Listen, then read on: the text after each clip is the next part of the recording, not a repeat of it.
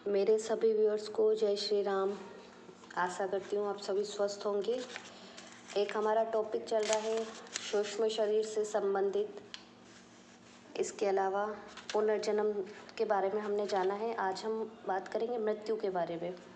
मृत्यु किसकी होती है और किसकी नहीं होती है, इसके बारे में बात करेंगे। अगर आप सभी ने हमारे चैनल को सब्सक्राइब नहीं किया है तो सब्सक्राइब ज़रूर कर लीजिए चैनल को, बेल आइकन पर ज़रूर क्लिक कर लीजिए। तो सब लोग बात करते हैं कि जीवन का जो सत्य है वह क्या है, मृत्यु है। आप सभी जानते होंगे इस बात को। परंतु अगर हमने अपने आप को एक शरीर समझा है, क्योंकि अभी हमारा जो टॉपिक चल रहा है वो आत्मा के विषय पर चल रहा है, तो जीवन का सत्य मृत्यु हम मानते हैं। परंतु अगर हमने स्वयं को एक शरीर समझा है तो मृत्यु से बड़ा कोई सत्य नहीं है। परंतु अगर हमने स्वयं को एक आत्मा माना है तो मृत्यु से बड़ा कोई झूठ नहीं है, क्योंकि आत्मा कभी नष्ट नहीं होती है। आत्मा को ना अस्त्र से काटा जा सकता है, न आग जला सकती है, न जल गला सकता है, न हवा सुखा सकती है। तो आत्मा कभी नहीं मरती है। मृत्यु शरीर की भी नहीं होती है, क्योंकि पदार्थ का एक एक परमाणु कभी भी नष्ट नहीं किया जा सकता है। वह सदा है और सदा रहेगा। इस बात को ऐसे समझते कि पहले की वीडियो में आपको बताया गया था कि जो मानव शरीर है या संपूर्ण ब्रह्मांड है, पंच तत्वों से मिलकर बना है। तो जब पंच तत्वों से बना हुआ शरीर जब स्थूल शरीर को सूक्ष्म शरीर छोड़ देता है, तो जब दाह संस्कार होता है तो पंच तत्वों से बना हुआ शरीर पंच तत्वों में ही मिल जाता है। तो यह एक प्रकार से यह देह भी नष्ट नहीं होती है। सिर्फ देह मतलब पंच तत्वों से जो ये शरीर ने जो रूप और आकार लिया था वह नष्ट हो जाता है। अदरवाइज वह पंच तत्व फिर से पंच तत्व में मिल जाते हैं। सिर्फ रूप आकार का जो संयोग होता है वह नष्ट होता है। उदाहरण के लिए ऐसे समझेंगे जैसे कोई बिल्डिंग बना है जिसमें लोहा, लकड़ी, ईंट, पत्थर, सीमेंट आदि लगे हैं। एक दिन ये सब नष्ट हो जाएंगे, बिल्डिंग गिर भी सकता है, लेकिन लोहे का एक भी अणु नष्ट नहीं होगा, ना सीमेंट का, ना मिट्टी का, ना पत्थर का। सब कुछ वैसा ही रहेगा। इन्हीं से फिर से नई बिल्डिंग का निर्माण भी हो सकता है। बस इन सभी के संयोग से जो बिल्डिंग बनी हुई थी, सीमेंट, मिट्टी, पत्थर, इन सब से जो बिल्डिंग बनी हुई थी, जो रूप बना हुआ था इन सब से मिलकर, वो खो जाता है। इसी प्रकार पंच तत्वों से बना हुआ शरीर जब पंच तत्वों में विलीन हो जाता है तो शरीर का जो आकार है वह खो जाता है। तत्व वैसे के वैसे रहते हैं।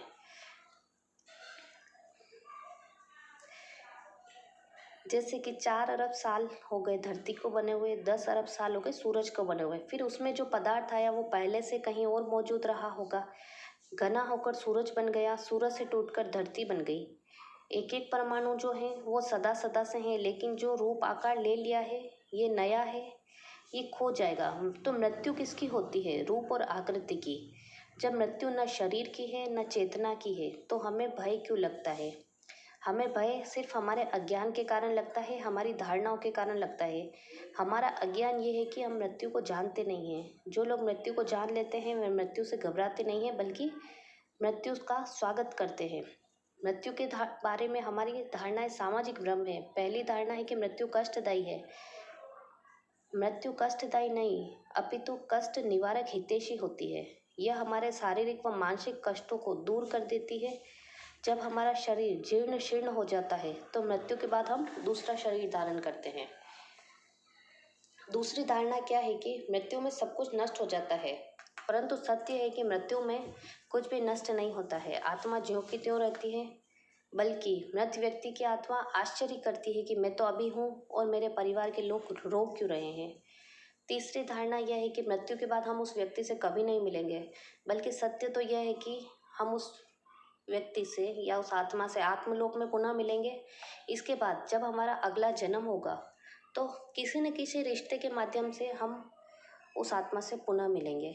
चौथी धारणा यह है कि मृत्यु असमय आती है, परंतु इस अस्तित्व में कुछ भी असमय नहीं है। सब कुछ सही समय पर, निश्चित समय पर हो रहा है। यह हमारी क्षुद्र दृष्टि है कि हमें लगता है कि मृत्यु असमय हो रही है। विवेकानंद जी, शंकराचार्य जी, जीसस क्राइस्ट युवावस्था में ही मृत्यु को प्राप्त हुए थे। पांचवी धारणा यह है कि मृत्यु दुख का अवसर है। सत्य यह है कि मृत्यु दुख का नहीं, उत्सव का अवसर है। उत्सव का इसलिए कि चेतना का जो कार्य करने इस धरती पर, चेतना जो कार्य को करने के लिए आई थी वह उसने पूरा कर लिए है। इसीलिए हमारे यहाँ मृत्यु भोज की परंपरा रही है, जिसमें मृत व्यक्ति की पसंद के पकवान सबको खिलाए जाते हैं।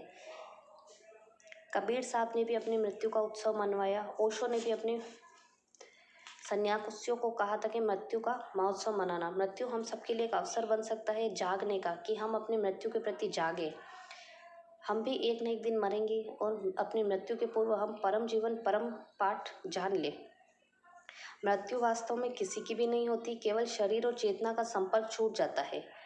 मृत्यु दो तरह से हो सकती है, एक दुर्घटना में अचानक मृत्यु और एक बीमारी या वृद्धावस्था के दौरान धीमी मृत्यु। जब दुर्घटना में अचानक मृत्यु होती है तो दुर्घटना के कुछ पल पूर्व ही सूक्ष्म शरीर स्थूल शरीर को छोड़ देता है। बीमारी या वृद्धावस्था के दौरान जब धीमी मृत्यु होती है तो सूक्ष्म शरीर धीरे सिकुड़ना शुरू करता है और धीरे धीरे स्थूल शरीर से अपना नाता तोड़ता है। धीमी मृत्यु में जब सूक्ष्म शरीर सिकुड़ना शुरू होता है तो सबसे पहले पाँव में शून्यपन, ठंडापन, भारीपन व कठोरता आनी शुरू होती है, जो धीरे धीरे ऊपर की ओर बढ़ती है। पैरों के बाद जांघ, पेट, सीना, पीठ, बाह, गर्दन और अंत में सिर में। व्यक्ति अगर ध्यानी है या होशपूर्वक जीने का अभ्यास है, सहज ज्ञान को उपलब्ध है, तो उसे मृत्यु का पूर्वाभास हो जाता है। सामान्यतः संसारी व्यक्ति मृत्यु के समय बेहोश हो जाता है, किंतु सन्यासी या समाधिस्थ व्यक्ति पूर्णतः होश में बना रहता है। जैसे ही चेतना शरीर से अलग होती है, वह शरीर के सारे कष्ट, दर्द, मन के सारे शोक, पीड़ाओं से मुक्त हो जाती है। वह अपने आप को पूर्ण स्वस्थ, आनंदित, शांत व पहले से हल्का फुल्का महसूस करने लगती है, जैसे अचानक सब ठीक हो गया हो। इसलिए ऐसा होता है कि क्योंकि कष्ट एवं दर्द जो शरीर में था और उस दर्द के कारण वह अनजान भविष्य के कारण मन में जो पीड़ा थी, वह शरीर और चेतना के अलग होते ही दूर हो जाती है और चेतना का स्वयं का स्वभाव शांति और आनंद है, वह इसको प्राप्त कर लेती है। मरते समय व्यक्ति को कुछ आवाज़ें जैसे कि घरघराने की, झींगुर की, सन्नाटे की, हवाई जहाज के उड़ने की, साउंड बॉक्स की इत्यादि की आवाज़ें सुनाई पड़ने लगती हैं। परंतु साधु, सन्यासी या समाधिस्थ व्यक्ति के कानों में ओमकार गूंजने लगता है। व्यक्ति की मनोदशा के अनुसार ये आवाज़ें उसको अच्छी या खराब लग सकती हैं। इसके बाद एक अंधेरी सुरंग जैसे सूक्ष्म शरीर को अपनी ओर खींचने लगती है। सूक्ष्म शरीर का फिर अपने ऊपर कोई वश नहीं रहता है, वह इस अंधेरी सुरंग के आकर्षण में बंध जाता है और स्वतः ही उसकी ओर मुड़ने लगता है। अंधेरी सुरंग में से गुजरने का अनुभव बड़ा शांतिदायक, आनंददायक, बगैर डर वाला होता है। अंधेरी सुरंग में अच्छा लगने वाला गहन सन्नाटा होता है।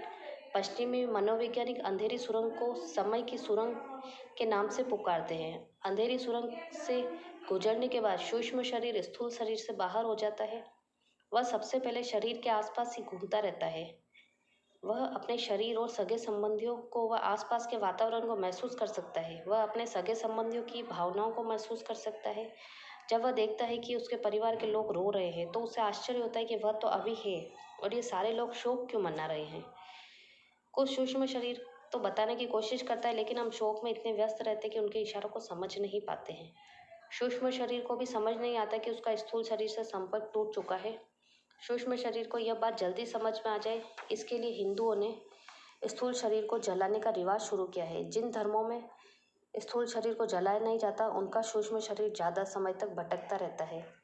जब सूक्ष्म शरीर को विश्वास हो जाता है तब कि उसकी मृत्यु हो चुकी है या उसका स्थूल शरीर से संपर्क पूरी तरह टूट गया है, तब वह आगे की यात्रा शुरू होती है।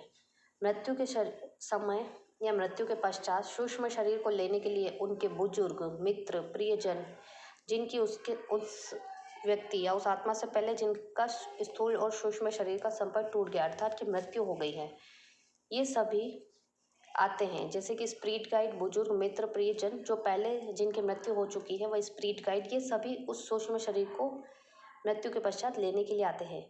वे सूक्ष्म शरीर का बड़े आत्मीय वातावरण में स्वागत करते हैं, वह उसके डर को दूर करने की कोशिश करते हैं। वे सारे लोग प्रकाश पुंज के रूप में रहते हैं, लेकिन ऐसा रूप धारण कर लेते हैं जिससे सूक्ष्म शरीर उनको पहचान सके।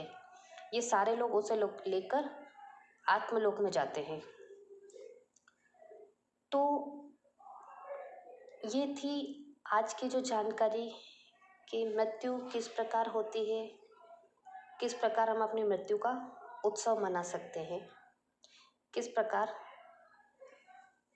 सत्य तो ये है कि मृत्यु होती ही नहीं है। अगर हमने स्वयं को सिर्फ शरीर माना है तो शरीर की मृत्यु हो जाती है, परंतु शरीर पंच तत्वों में विलीन होकर अमर रहता है। और शरीर, हमने स्वयं को एक आत्मा माना है तो आत्मा की मृत्यु कभी भी नहीं होती है। तो आज की वीडियो को मैं यहीं विराम देती हूँ। आशा करती हूँ आप सभी को वीडियो ज़रूर पसंद आ रहा होगा। आपने चैनल को सब्सक्राइब नहीं किया है तो चैनल को सब्सक्राइब जरूर कर लीजिए, बेल आइकन पर ज़रूर क्लिक कर लीजिए। आगे फिर एक मज़ेदार टॉपिक को लेकर अगले वीडियो में मिलते हैं आपसे। तब तक के लिए सभी को जय श्री सीताराम, शुभ रात्रि।